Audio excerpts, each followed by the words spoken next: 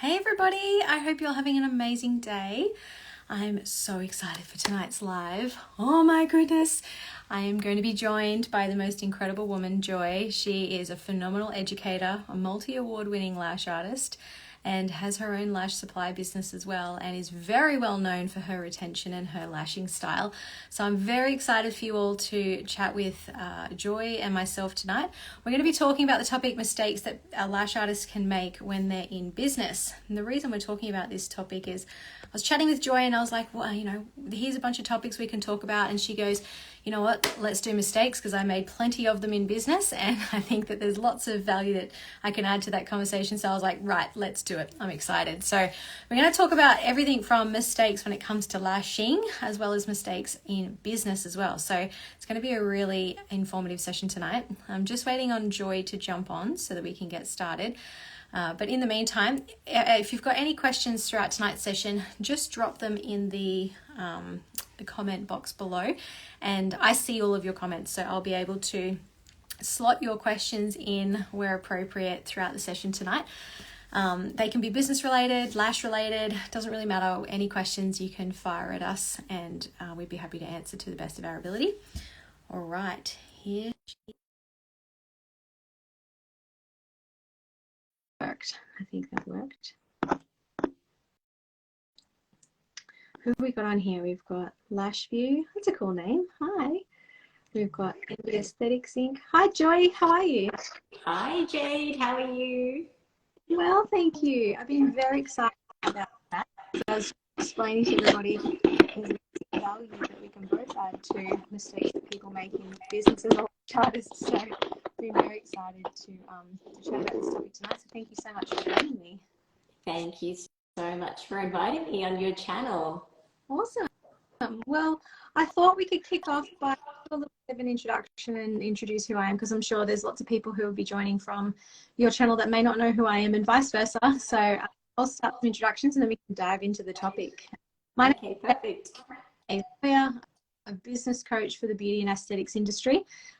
Been coaching in this industry it was actually 8th anniversary on Monday. So we've been in business for 8 years, the infinity number. So it was a good milestone for us. We've worked with over 1,000 businesses in 15 countries in the world. So we've got a lot of experience in this industry. As I said, I'm a lawyer. I've also got an undergrad in accounting, and I worked in corporate for nearly 10 years in insolvency work, as well as business coaching with multi-billion-dollar businesses. So that's a little bit about me and my background. I run the business together. We're a husband and wife duo. He's currently on parental duties, our toddlers, dinner and bath time, so he's looking after him. But I'll hand over to you, Joy, and you can introduce. Thank you so much. It keeps cutting out a little bit, so I might miss a little bit of what you say. So hi everyone. Well, my name's Joy Crossingham. I have been in the lash industry for 15 years now. I own LashJoy, Brisbane Lashes, and hopefully very soon we are releasing BookJoy, which is a booking system made especially for lash artists with all of the features that you'll need. I've been training for almost 10 years now. It's gone really quickly. And I'd say my most favorite thing with doing lashes and training lash artists is, well, the training part. I love giving women the financial independence that we all need to be able to look after ourselves or our families. And also, when I do lashes, I absolutely can't get enough of how much we can help our clients feel about themselves, their confidence, their self-worth, just helping motivate them in all aspects of their life. So if I can teach more artists to do similar and also be able to support themselves, that means I have done my job. I love that. That's beautiful. I love the industry for the same reason. Full of beautiful, kind-hearted people that are trying to carve a path for themselves so they can work flexibly, and it's just a beautiful industry to work in. Perfect. I had a quick look at your profile and I really did like the combination of lawyer / accountant. I think that's just the perfect combo for what you do, Jade. So I can see why you're getting so many successful results out of your what do you call your people that join you? Coaching students? Are Yeah, students, members. Yeah.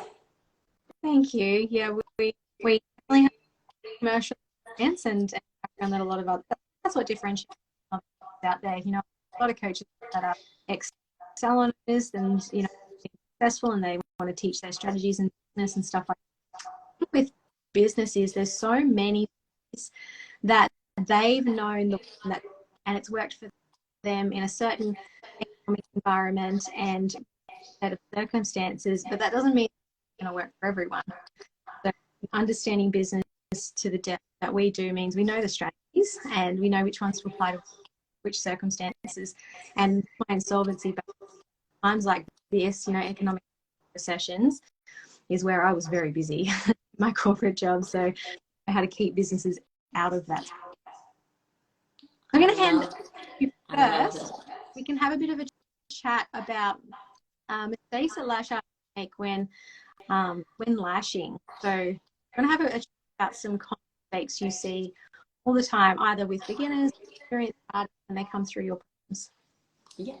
So purely for lashing, not business related, is complacency and not paying enough attention to keeping your existing clients. So it could be thinking about how you're greeting your clients when they come in. How do you make them feel when they first walk through the door?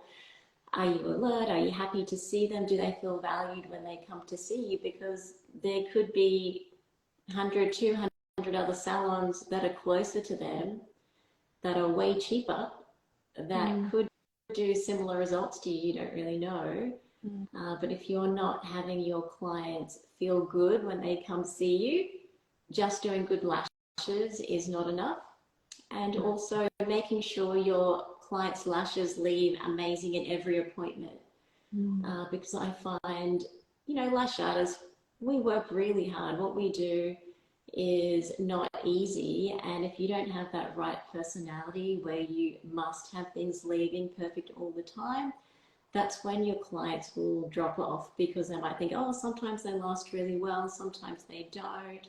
Oh, maybe she's not that good. I thought they used to last a lot longer. Now I get lots of stickies, or she doesn't even clean my lashes anymore when I come to see her.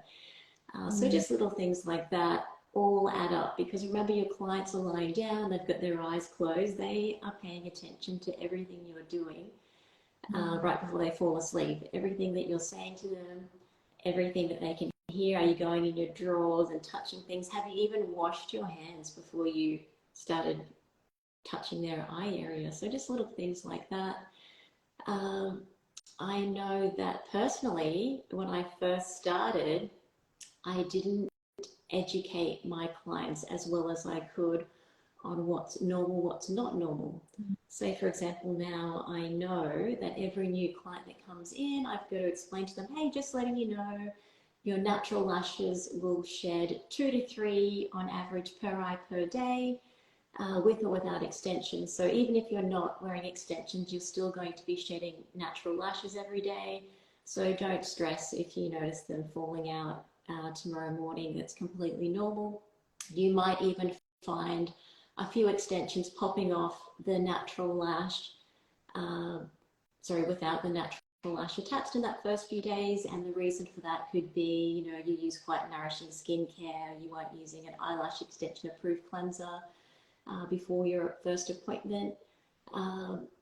So don't freak out if you lose a few lashes. I've made sure that I've added some extra lashes in there for you to make sure you're getting good value.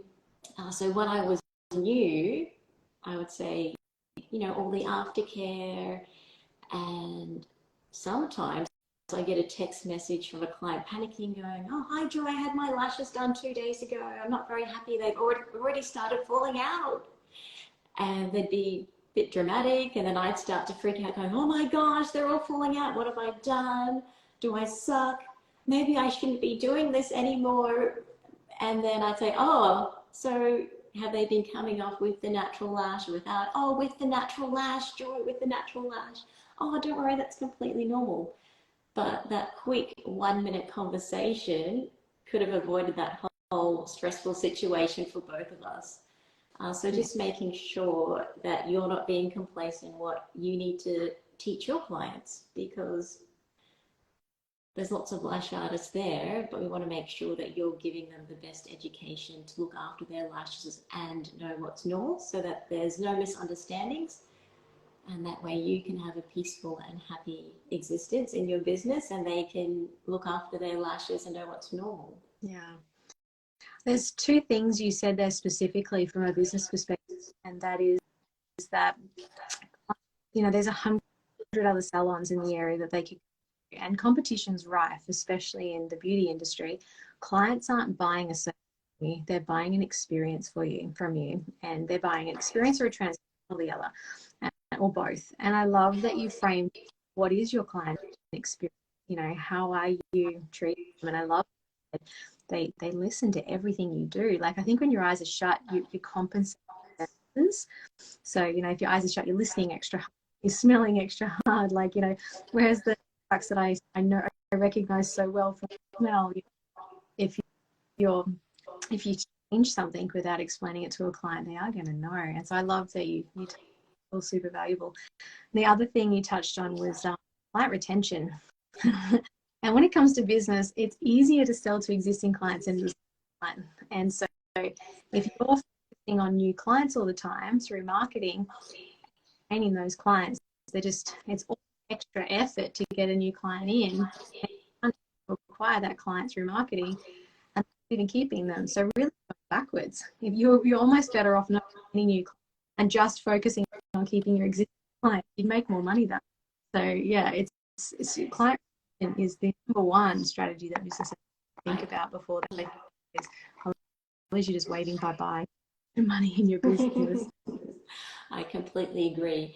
One other thing you just reminded me of is, even if you are fully booked, don't say you're not taking on any new clients or not accepting any Instagram bookings. For me, I think that is a huge mistake, because it just seems a bit snobby and off-putting. And also, you're going to get clients that, you know, they'll go off and they'll have babies or they'll move. So you'll always be needing to fill spots here and there. So why not have something on your Instagram bio saying message to join waitlist or something like that. So at least they know there's hope to come see you if they want to come see you. And then it's very easy for you to fill a little gap if you have a client that moves away or can't come in for any particular reason. Yeah, definitely, especially in downturning economy, potential recessions, or even just changing in people's confidence in the economy. You could have clients drop off overnight. You could have a full client list and then 20% aren't coming in anymore because their income's been impacted through whatever's happening in the marketplace. If you haven't got a wait list, then how are you going to fill it? And it's really hard to fill it during down. It's really hard to strategies to fill it in a downturning. So that's when a lot of people, you're totally right, they go backwards. I love that suggestion. So from a business perspective, a couple of things flash up, especially, you know, especially when they're wanting to grow, is they are really busy themselves, like you said, taking on, and then they decide, okay, maintain the thought of having staff, but they're too busy by that to even look for, hire and train staff. So my point is, when you're in the industry and you know that you love it, you need to have an end goal in mind. You start thinking about what happens if I do so busy that I take clients. Am I prepared to put on staff? If not, why? Am I not prepared because I'm venturing into the unknown and it scares me? Or am I just not the person who can staff? I don't have the personality skills to manage staff. Or is it that communication? So if I was to get bigger, move. And if you have to move, what's the game plan? Maybe rent 2 rooms out, or rent a room all the time. You do some days. Like what is the big picture for you? And I think if you can start thinking about that before you get to the point where you're fully booked, so busy, you're going to have a much better transition when it comes to growth, because you're going to have strategies to put in the time to spend implementing the strategies, like looking for a new team member or training, as opposed to being so busy that just adds to extra stress that you've already got, and then it's overwhelmed you. You do everything halves because of the time, and then that impacts your experience with growth. And you think, after all of that, growth sucks. It's really stressful. Having staff sucks because, you know, don't do what you want them to do and leave. When in reality, have they really been the best opportunity to thrive with you? They've been given the best opportunity to grow under your mentorship, and, you know, have you given them the time to really settle into your business and understand your brand, your culture, how your clients like their experience, all of that kind of stuff. It all starts right at the beginning. You know, think about the goal, and that end goal might be to sell the salon in 10 years. For a lot of people, it's not. They can never sell a salon. But, you know, just start thinking, is it? And you don't have to marry that outcome. You're just thinking about it. And then, you know, there's never you put those plans in place. You know, the sooner you know what your end goal is and what it is, the quicker you can get there, because then you can put the right strategies and structures in place, do it seamlessly, do it smoothly, and the whole experience is enjoyable and amazing. So true. Exactly right. If you have got no idea what you want, you're not going to get anywhere. Yeah. And hiring staff for a lash salon is a whole different ballgame, because it's a bit different from beauty therapy, where, you know, there's a basic skill set that you can already have and then add on from that. But usually when you're adding on stylists to your salon team, there needs to be a process. And if we go back to that first thing with pricing too low, is your current pricing too low to support paying a staff member that first 3 to 6 months, where you're not going to be bringing in any profit, or maybe you're going backwards while they're building up their skill set and speed and clientele? So make sure you're charging enough, ladies. It's not your responsibility to be affordable for everyone. I could not agree more. My language now, Joy. Discount too, you know, especially if they team, they'll discount that team members. I'm not a fan of tiered pricing for different stuff. The reason being is because it just communicates to people who's better in your salon and who do you think they're going to book the better person. So, you know, it just ends up making it easier. And in the books, junior, and then, you know, the junior goes, well, promise me full-time hours, find somewhere else. The juniors normally get the real kooky clients too. It's like, so there's definitely, everyone knows in my salon, if you're the newest team member, you're going to get a few interesting people. character building. Yes, definitely. Yeah, so to avoid the training tiered pricing. We teach our students to create offers to you and how to communicate that value and how to make it people don't mind going with a new team member, but it all comes in the strategy. Yeah, I definitely avoid that one. The other thing I see all the time, if you perhaps hear this from students that you have coming through, is they don't understand, and it's totally okay. It's because you focus more on the artistic too, which is lashing, you know, creating the lashes and transforming faces. When it comes to business, what your skill set only makes up half of the business. Knowing how to operate and is the other half, and not that role in that skill set. If you understand numbers, a lot of people get it, or they sign up for the long term because they've overestimated how much they can afford for rent, fallen in love with the space, get to a fit out, and then, okay, crap, how am I going to pay everything now because I just cost so much, especially with interest going up, for example. So getting across numbers is really, really important in your business, because tax debt is something that the ATO don't count. When I was working in solvency, we would get a number of appointments every day for liquidations of companies that the ATO lined up because they had tax, they had failed on payment plans, and how people get themselves caught is they're not paying commissions when they should. So if you are earning over 75,000 for GST, a lot of them actually aren't tracking at that 75,000 mark, and they get to the end of the financial year, the accountants, congratulations, you've done 120,000 this year. By the way, surprise, GST from when you hit 75,000. So we're gonna have to backdate your GST registration, and for the past 55,000, you owe 10% of that. So there's a bill that you've got to pay, and you're like, what? Why do you have 5.5? Crazy. So this is how it starts, and they go in the sand, because what else miss? I don't know the answer to it, because it's going to cost you so much. So they start delaying their tax returns. Guilty. I've done that when I first started too. Not going to lie. Guilty. Don't do it. It's a trap. It's a trap. Well, I don't want to see the accountant, because every time I see them, it's like speaking of language. It's mumbo jumbo. I get slugged with this bill. So I'm just going to stop seeing the accountant for as long as I can. And a year or two will go past, you still haven't done your tax return, and then you do catch up. They go, yep, there's $20,000 that you owe for the profits that you made the last 2 years. And you're just like, man, this is getting worse and worse. And so then you go on a plan, you roll it all together, you go on a payment plan, but you're not putting aside the money from this current year's obligations. You're just trying to pay off prior years. So you get plugged with another bill that you're for, and it perpetuates. It just keeps going and going and going. Got to get on top of it ASAP. It's never going to go away. No. My advice to you is get yourself a good bookkeeper and a good accountant who actually tells you every month how much you have to put aside for your tax obligations. So if you're registered for GST, how much you have to put aside for GST.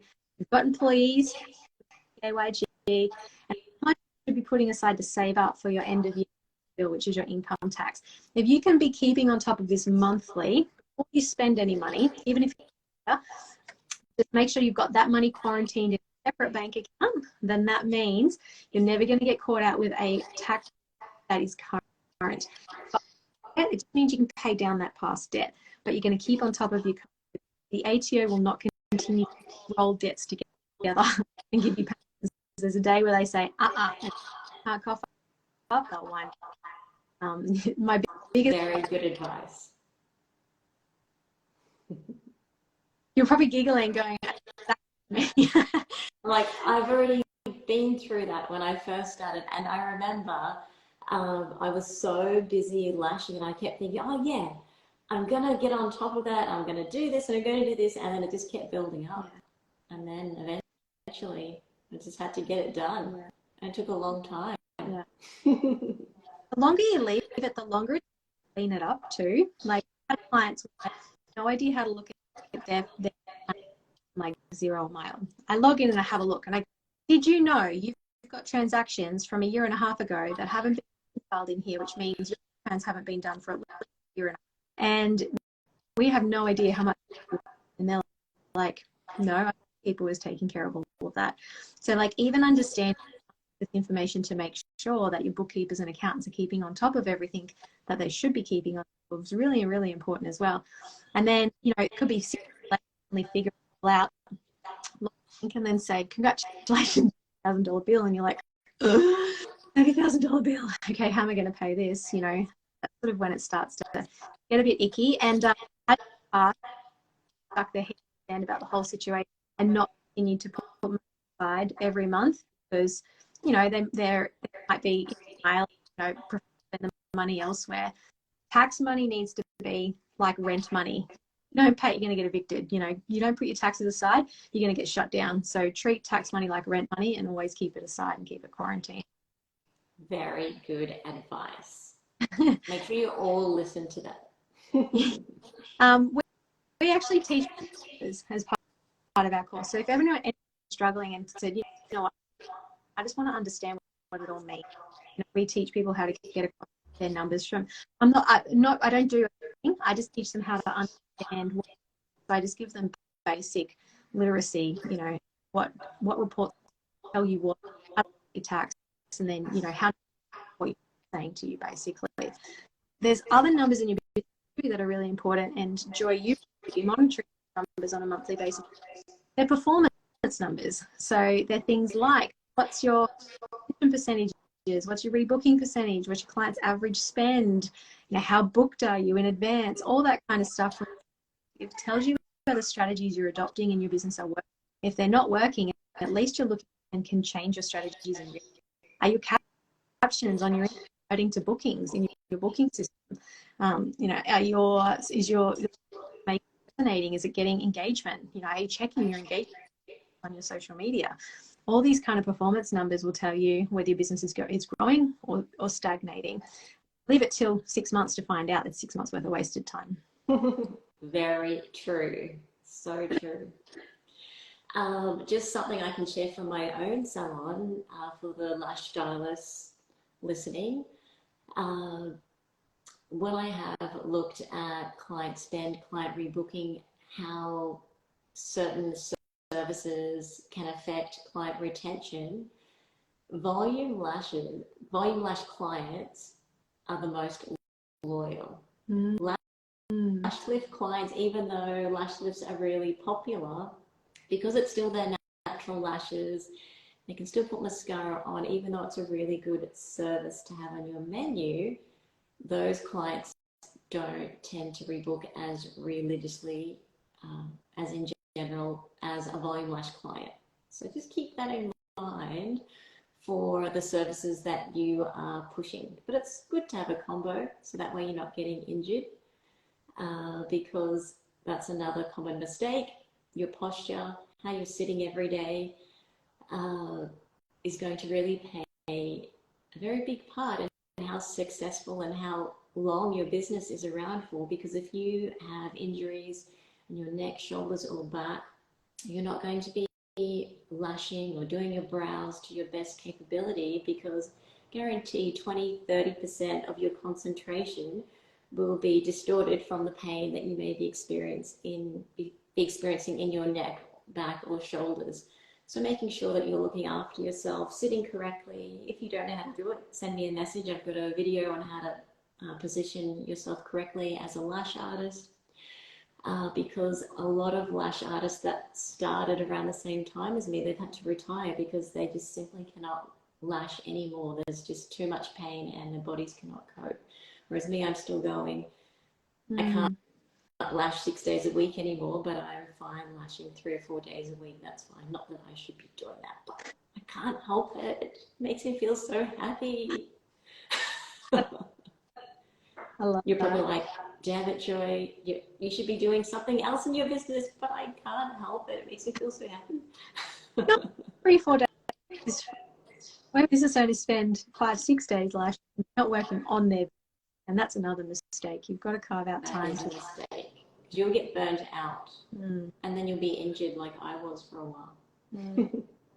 So on that point then, it's around things like, you know, are there chairs using for best posture, or, you know, there certain bed heights that are best, or you can share that. Obviously you haven't shared, but anything you can share on that?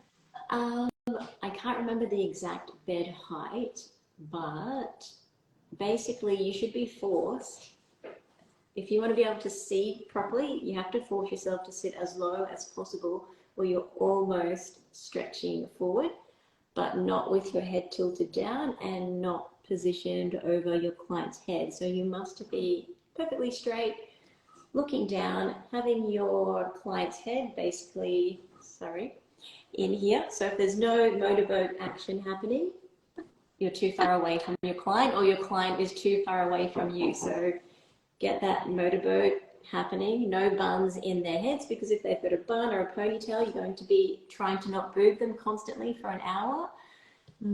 So low chair, high bed, very important.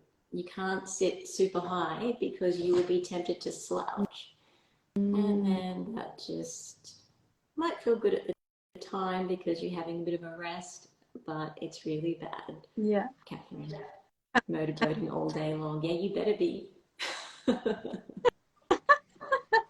That's awesome. So in terms of some other business, I think, so we talked about pricing, we've talked about understanding your numbers, we've talked about briefly working on your business in your business. I think the other thing is when we talk about staff, the other thing when it comes to having staff in your business, another mistake I see a lot of people make friends with their staff. And it's hard if you have friends because a lot of people in the industry have they want to give and give and give, but if your staff don't see you as different than an equal to them, it makes it very difficult for you to be a leader and mentor and pull them up when they don't do it right, or other staff come on board. That perception your current staff have of you get transferred to your new staff, and it's just a very difficult situation for you to grow your business. You know, you're seen more as a colleague instead of a boss. So as much as you may be friends with them, get along with them, try and have some place so that, you know, you're not involved in their personal life and you can still be that authority at work. One other thing I'd like to add, we all want to be liked, we don't want conflict, but if you are too kind, too pleasant, and you don't bring things up immediately and you keep letting a certain staff member keep doing something over and over again, even though it's annoying you, when you suddenly bring it up, it can be a bit hard for the staff member, the team member to take on, because they're like, oh, but I've been doing this for ages. How come you never brought it up? Oh, you must hate me now. That's something that can be felt. So just be proactive. If there's something that you think that you could help them with, let them know ASAP. Don't just let it slide and let it slide and let it slide, because it goes on for too long. It's just too late. They're too far gone sometimes. And by the time you make your mind up that you want to move this stuff on, you actually can't, because you've got no written warnings, you've got no performance management, and if they're a permanent or full-time staff member, you have to go through those proper channels of performance management or written warning before you can exit them out of the business. And if you haven't got proper employment contracts in place, it can be even harder. So yeah. Yes. So making sure there is a role description as well. Yes. Have you got any other pearls of wisdom you'd share before we wrap up? And if anybody's got any questions, drop them below. I haven't seen any questions come up here. Before we do sign off, anything you'd like to share value? Yes. So making sure you have very clear and fair salon policies is very important. Making sure you're taking deposits for future bookings as well, because one thing I have learned for sure is that people or clients will only treat you how you allow them to treat you. So if you're not having them pay a deposit and they're cancelling last minute, it's kind of your fault. So don't get angry at them. You haven't told them they have to give you 24 hours notice, and you haven't put in anything in place for them to take you seriously as a business owner. So making sure you've got really clear policies that are easy for your clients to see and read. We don't want them to say, oh, you never told me. So making sure they're getting those emails. If you're taking the booking over the phone, reminding them to check their emails for the salon policy, or at least texting them to a link on your website that has the salon policies about cancellations, refills, child safety policies, so that people aren't bringing in their children while you're trying to lash and they're tearing your salon down, and then wondering why they're not allowed back over and over again. Oh my gosh, past trauma. You sound like you're speaking. I have so many things. so many stories.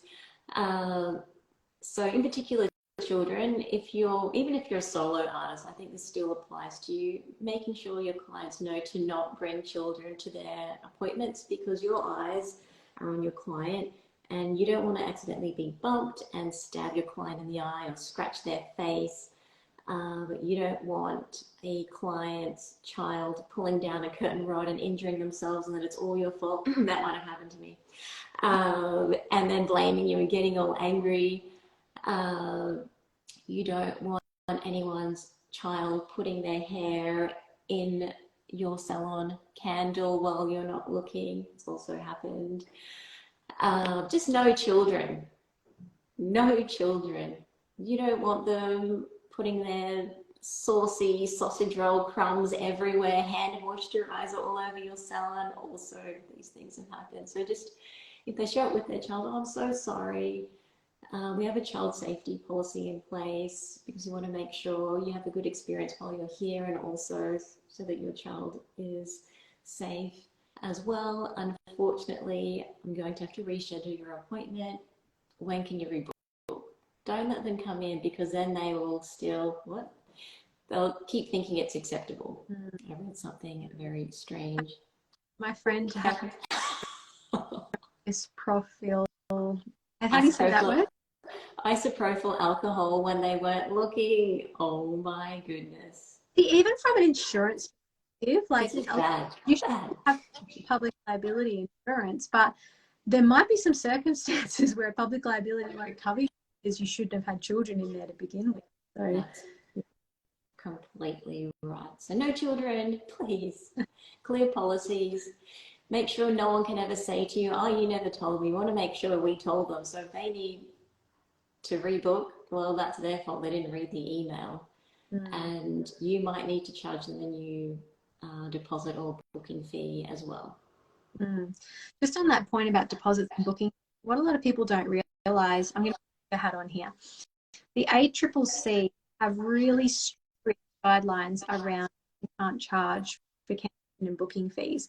If someone doesn't show up for their appointment and you charge for the full appointment, technically an unfair contract. But the ACCC says you should just be compensated for your unfair costs. So the cost of wage for that time, and well, you didn't use any materials, so you haven't lost anything on materials, but the cost of wage is pretty much charged for that period of time, because otherwise it's an unfair term. And if somebody challenges your charge for the appointment, you could end up in trouble, plus pay damages and costs for them having to pursue it. So when you are a booking fee, you have to that it is being before they make the booking. You can't take the booking then price them. So as you said, you've got to be clear and upfront and say this incurs a booking fee, and apply the booking fee to them.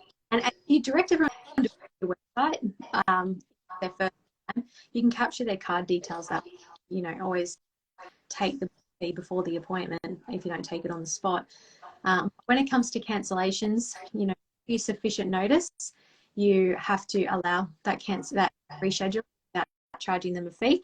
If they don't give you sufficient notice, then that's when you're able to charge a reasonable to cover your costs. Don't charge the whole service. That's a big no-no. And while we're at it, another thing is incentivizing people to leave you a Google review. So saying, I'll give you a $20 your next appointment if you leave a Google review. You can't do that. Otherwise, the client has to disclose in their Google review or incentive to leave the Google review. Illegal to do that. The ACCC, again, strict on that kind of stuff. So I know it's a bit of a slog. You're like, but how do I get people to leave a Google review then? So, it's one of those things where you've just got to keep asking and, provide an exceptional service where people want to leave Google reviews, but don't incentivize people to do it. Sorry, I just got locked out of Instagram. My time limit for the app was up, so I had to add an extra 15 minutes I'm allowed on Instagram on my phone just then. I missed that last week. About charging the booking fee and whatnot, but I said also don't incentivize for Google reviews. That's illegal as well. So Premium Beauty said, do you charge a booking fee or deposit? Yeah, we've just covered that. Absolutely, everybody charged it. Just sets a precedent for your business standards, and put people through the website so that you can capture their card details in case they do a no-show, and then you just charge a fee that's relevant for the cost you've been out of pocket for that time, for that booking. Again, everything needs to be linked with terms and conditions, proper terms and conditions on your website. So if you need terms and conditions, there's a website, foundedlegal.com, FOUNDD legal.com. They do templates specifically for the beauty industry. So they have a website kit, which is terms and conditions and a privacy policy. You should get both because it's only a matter time. The privacy policy is going through a reform. They're going to take away the small exemption is what it's looking like. It's only a matter of time before all businesses are going to be bound by the privacy policy.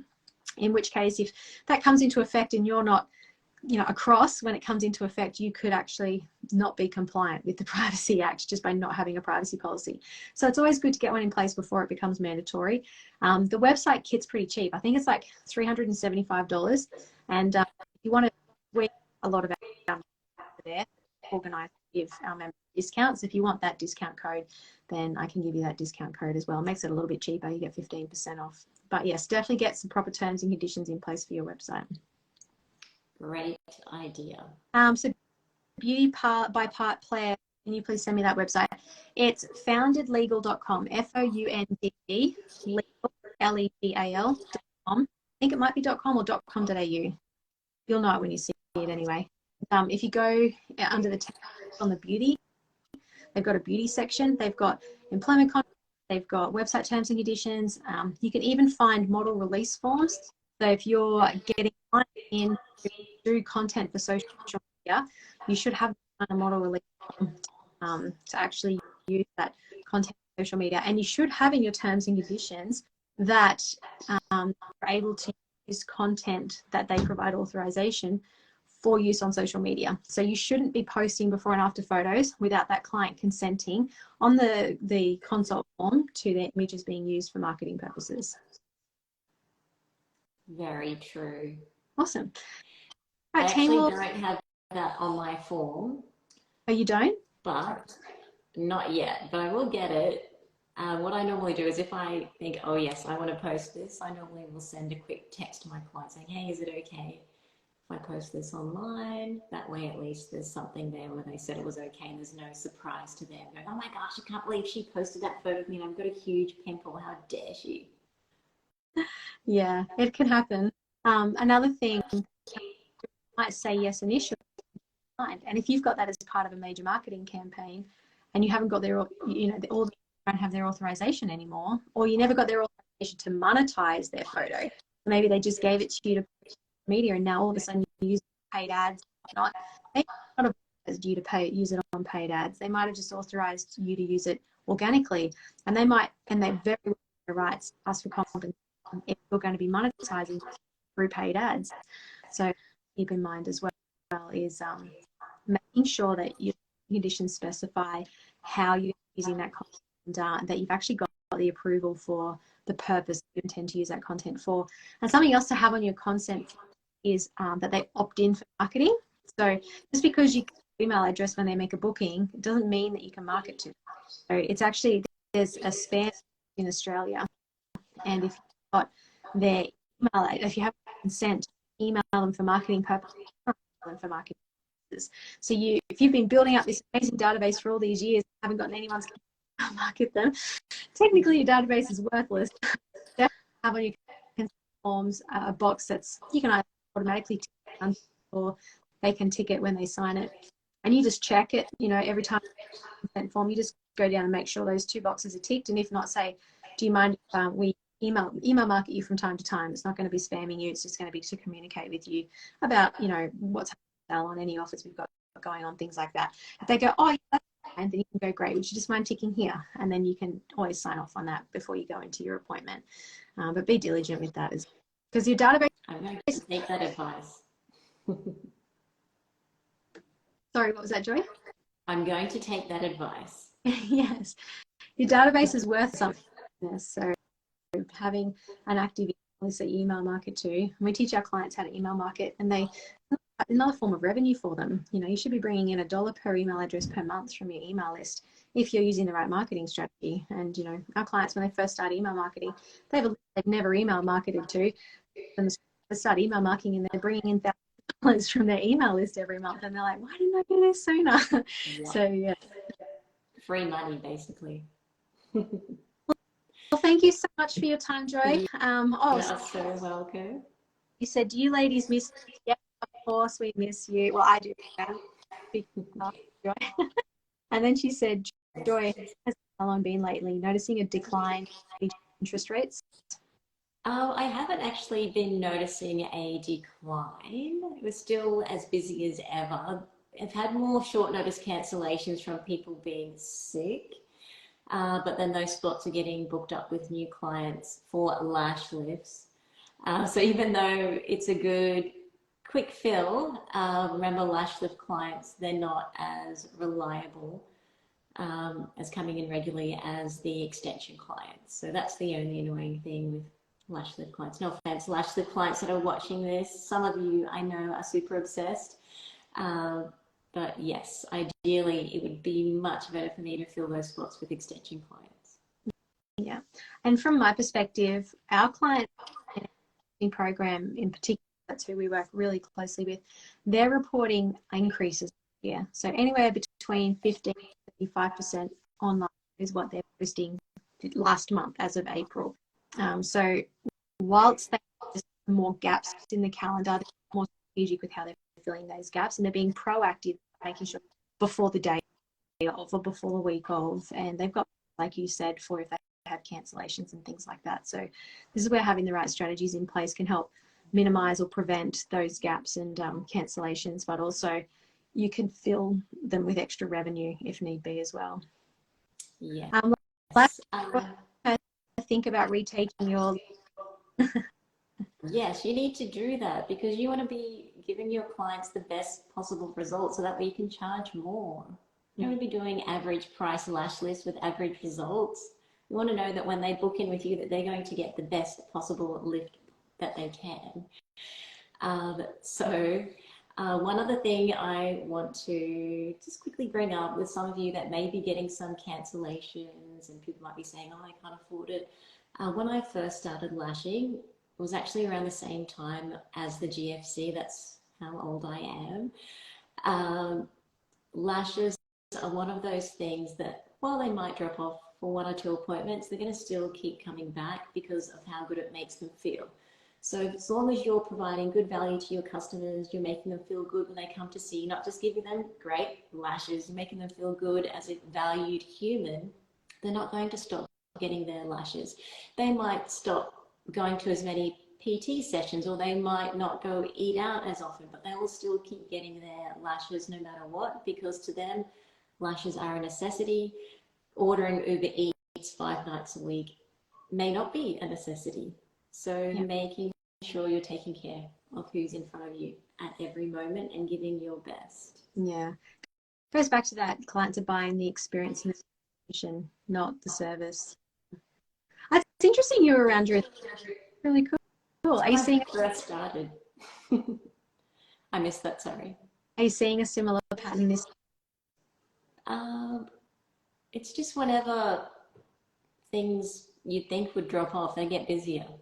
So we need to make sure that you're appealing to the right type of clients, not the ones that want the cheapest service, the ones that appreciate really good quality. Yeah. Because those are the ones that are going to be able to usually keep being able to come back to see you every month. Yeah. Yes. Yeah. From my perspective, I suppose I was expecting the recession to hit a little bit sooner than now. Stimulus packages that the government handed out, I think, really the economy up for a bit longer, especially with the changes to around the ATO being super lean on tax debt until the past 12 months. I think a combination of why we haven't seen all the pinch as much up until now and this year. So, yeah, it's definitely, I don't think it'll last for very long here in Australia. We're pretty lucky. There's lots of other countries that have a worse economy than ours, but yeah, it's definitely going to be. You have to put the stress on, or otherwise you might be a bit difficult to weather the storm later this year. That's for sure. Yes. Thank you so much. Very true. Find you in your courses. You can go to my website LashJoy.com and hit the training tab, and then you can see all of the courses we offer. So if you're already a salon owner, you might want to join our lash lift, eyelash extension, or brow courses.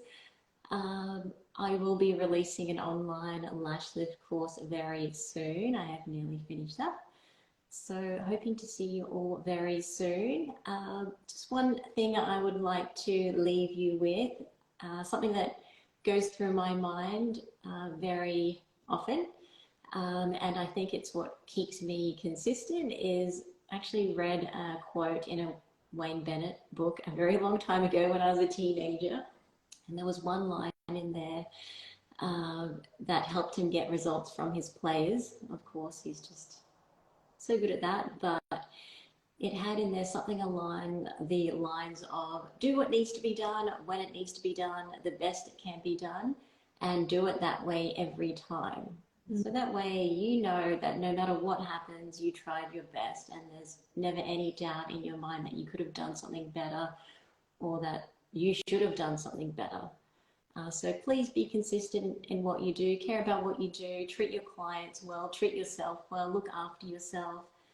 And yes, happy lashing, everyone. I love that. That's such good advice. That's a new saying that's going, a new quote that's going in my bank of quotes that I love. My favorite one that's been getting me through is 3 things to live by. Do what you're going to do, be honest, and work hard. I like to switch work smart. It's not about how hard you work, it's about how and how strategic you are with your time. You know, everything opportunity costs with your time. So opportunity with your time. Also being smart about it. Be open to learning new things. There's always new things to learn. Absolutely. Exactly. Well, thank you so much, Joy. If anybody would like to talk about business, we're very complimentary 45-minute discussion via Zoom, and it's all about selling or sales pitches. There we go through and get a really deep understanding of your business, what you want for the future, what's happening now, blocks that are in your way. We help you create a plan to be able to achieve the goals that you want to achieve in your business. And if at the end of the session you enjoyed having a conversation with us and you really want to know how we can help you, we can discuss that right at the end. Otherwise, at least you've got yourself a strategy and a plan to set yourself on your merry way. So if you'd like to know some more information, just DM the word discussion. We can get that information so you can book a time that works for you. So thank you so much, Joy. It's been such a pleasure. Thank you for having me, Jade. Thanks everyone for joining us. Let us know in the comments what you found most useful and whether you enjoyed this live or not, because I know whether this content is really valuable to you, and we'll share play on our timelines. Watch some of the tips that we mentioned about tonight too. Have a good night, everybody. All right, bye. Thank you.